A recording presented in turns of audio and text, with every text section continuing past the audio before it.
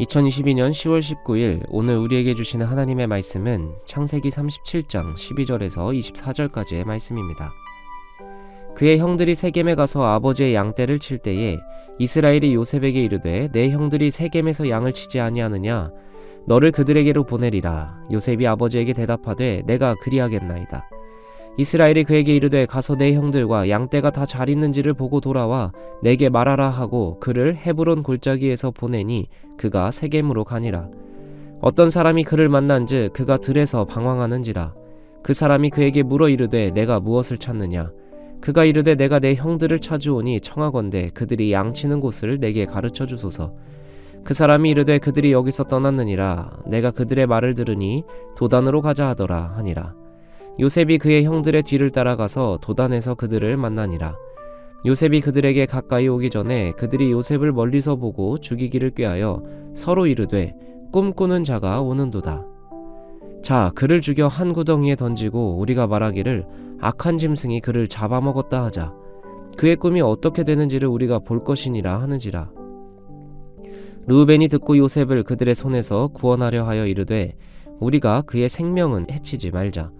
르우벤이 또 그들에게 이르되 피를 흘리지 말라. 그를 광야 구덩이에 던지고 손을 그에게 대지 말라 하니 이는 그가 요셉을 그들의 손에서 구출하여 그의 아버지에게로 돌려보내려 함이었더라. 요셉이 형들에게 이르매 그의 형들이 요셉의 옷 곧 그가 입은 채색 옷을 벗기고 그를 잡아 구덩이에 던지니 그 구덩이는 빈 것이라. 그 속에 물이 없었더라. 서투른 믿음이라는 제목으로 말씀을 선포하겠습니다. 믿음이란 살아가면서 매우 중요한 요소입니다. 사람 간의 믿음, 사회에 대한 믿음은 모든 것을 안정적으로 유지하게 하는 힘이 있습니다. 믿음은 또한 누군가의 계획이나 목표를 성취하도록 돕는 힘도 있죠. 그러나 잊지 말아야 할 것은 믿음만으로 모든 게 설명되지 않는다는 것입니다. 종교의 영역을 보기만 해도 믿음이 중요한 요소이지만 믿음이라는 이유로 많은 폭력과 아픔의 열매를 거두는 것을 보게 됩니다. 사회와 정치의 영역에서도 믿음, 곧 신념끼리 충돌하면서 많은 갈등과 문제가 발생하기도 합니다. 믿음은 분명 너무나 필요하고 우리 삶에 중요한 것인데 왜 이런 아픔과 갈등을 발생되는 것일까? 그것 또한 믿음이 가진 힘 때문일 것입니다. 힘이라는 것은 필연적으로 바르게 사용해야 합니다. 오히려 힘은 오용되었을 때에 그 결과는 가진 힘에 비례하여 발생하기 때문이죠. 우리는 모두 하나님을 믿는 사람들로 예배하고 찬양하며 묵상합니다. 그렇기에 우리는 힘을 가진 사람들입니다. 그래서 우리는 강한 믿음을 갖고자 하면서도 동시에 강한 힘이라 할 수 있는 강한 믿음을 바르게 쓰는 방법에 대해서도 깊이 묵상해야 하는 책임이 있습니다. 오늘 요셉과 형들의 이야기를 통해 강한 믿음을 어떻게 인식하고 사용해야 하는지 함께 나누고 삶에 적용하길 소망합니다.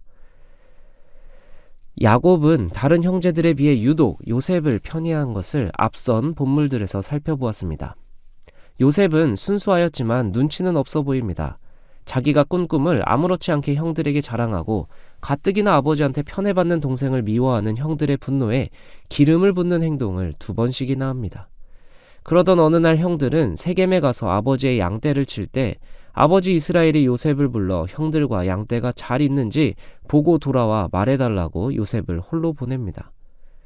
그런데 이스라엘의 심정이 이해가 가는 것이 세겜은 야곱의 아들들이 누이 디나를 더럽혔을 때 잔혹하게 몰살하고 재산을 약탈했던 성읍입니다. 아마 이스라엘은 세겜에서 혹여 안 좋은 일이 있지는 않을까 걱정하는 마음에 요셉을 보냈을 겁니다. 그러나 그 잔혹한 기억이 남아있는 성읍에 요셉을 홀로 보내는 것은 마치 문학적 복선이 깔려있는 것처럼 느끼게 합니다. 요셉을 향한 미움과 분노로 가득 찬 형들에게 아무런 준비나 힘이 없는 요셉을 홀로 보내는 것이죠. 아마 오늘 내용은 요셉이 꿈 이야기를 하고 얼마 지나지 않은 시점이었을 거라고 추정합니다. 그러니 형들의 미움과 분노도 사그라들지 않았을 상황입니다.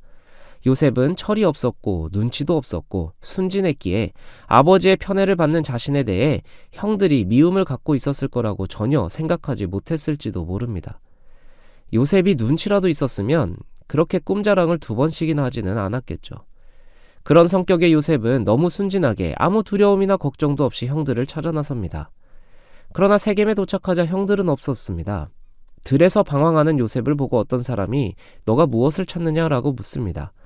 요셉은 양치는 형들을 찾고 있다고 하자 그 사람은 여기서 떠나 도단으로 간다는 말을 했다고 전해줍니다.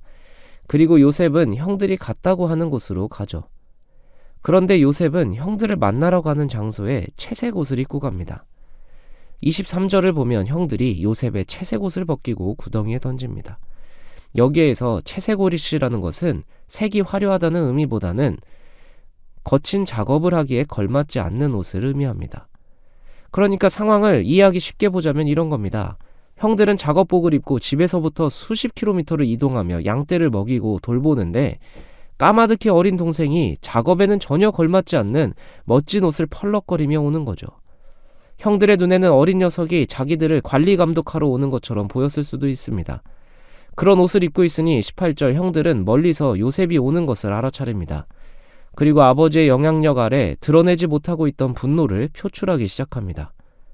꿈꾸는 자가 온다. 죽여서 구덩이에 던지고 짐승이 잡아먹었다고 하고 살인 계획을 세우기 시작합니다. 야곱의 아들들은 폭력적이고 질투심이 참 강해 보입니다.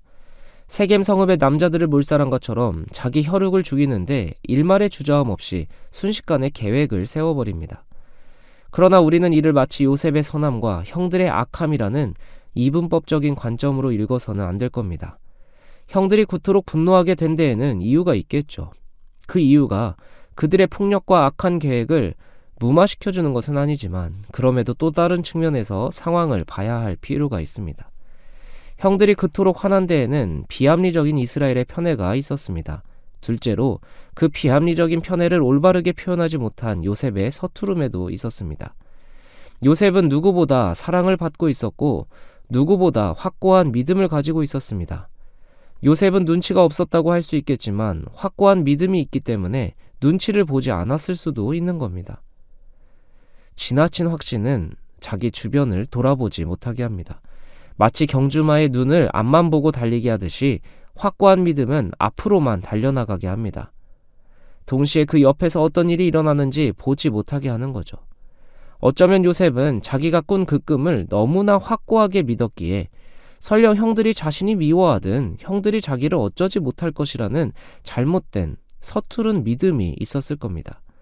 그의 믿음은 너무나 확고했고 그래서 너무나 서툴렀습니다. 강한 힘에 비해 서투른 능력은 자신과 타인에게 큰 상처를 주게 됩니다. 하나님은 그래서 요셉의 삶에 개입하시고 그 서투르지만 순수한 믿음을 온전한 믿음으로 연단하시기 시작합니다. 그리고 서투른 믿음이 하나님 앞에 온전해졌을 때 요셉은 비로소 후에 형들을 용서하고 그들의 관계도 온전함으로 조금씩 나아가게 하는 역할을 맡게 되죠. 우리 역시 하나님의 비합리적인 사랑을 알고 경험한 사람들입니다. 자신의 아들을 죽이면서까지 구원하시는 하나님의 사랑을 받은 사람들이죠. 그러나 우리가 만일 그 비합리적으로 무한한 사랑을 받은 것에 만족하기만 한다면, 그리고 더 큰 사랑, 더 큰 무언가를 요구하기만 한다면 우리는 요셉의 서투른 믿음처럼 누군가에게 상처를 주고 분노와 질투를 방치하는 죄를 나도 모르게 지을 수 있다는 겁니다. 그렇기에 하나님은 그 사랑을 우리 안에 머물게 하지 않으시고 예수님을 닮아 누군가를 사랑하라고 명하시는 겁니다. 예수님은 또한 내 이웃을 내 몸과 같이 사랑하라고 하시는 거죠. 하나님은 분명 순수한 믿음을 귀하게 생각하십니다. 그러나 동시에 그 순수한 믿음이 누군가에게 상처가 되고 아픔이 되는 것을 방치하지도 않으십니다. 하나님의 섭리 아래 때에 맞는 훈련으로 요셉의 서투른 믿음을 온전한 믿음으로 사용되도록 훈련하신 것처럼 말입니다. 우리는 영원히 하나님을 향한 순수한 믿음을 지향해야 합니다. 그러나 동시에 그 순수한 믿음이 누군가에게 상처가 되고 있지 않은지 말씀 앞에서 점검해야 합니다. 그럴 때에 우리는 세상이 할 수 없는 사랑과 용서를 감당하는 하나님의 공동체가 될 것입니다.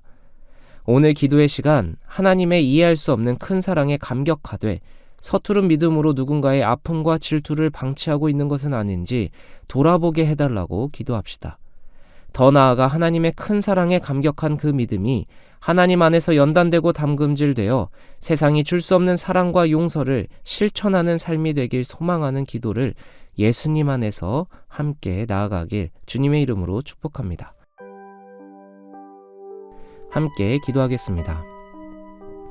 하나님, 오늘 말씀을 통해 이스라엘의 이해할 수 없는 사랑이 야곱으로 하여금 서투른 믿음을 갖게 하였음을 보았습니다. 하나님이 주신 꿈이 자신의 삶을 이끌 것을 너무 확고히 믿은 나머지 형들의 마음과 상황은 염두에 두지 않은 채 그들을 분노와 질투에 방치한 어설픈 믿음을 묵상했습니다. 그러나 주님, 우리 역시 주님의 이해할 수 없는 사랑을 받은 존재들입니다. 우리의 구원받은 기쁨, 하나님의 사랑을 경험한 간증이 누군가를 분노와 질투에 방치하는 우를 범치 않게 하옵소서. 우리를 바라보신 그 사랑의 시선으로 우리의 주변을 바라보는 믿음을 허락하옵소서. 그리하여 서투른 믿음이 하나님 안에서 온전한 믿음으로 연단받는 주님의 자녀 되게 하옵소서. 이해할 수 없는 가장 큰 사랑을 보이신 예수 그리스도의 이름으로 기도합니다. 아멘.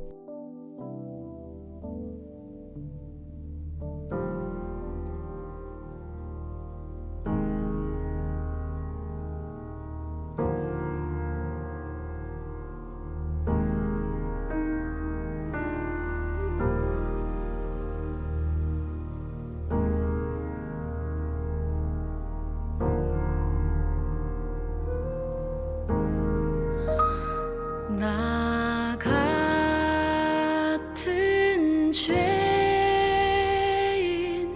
살리신 주 은혜 놀라워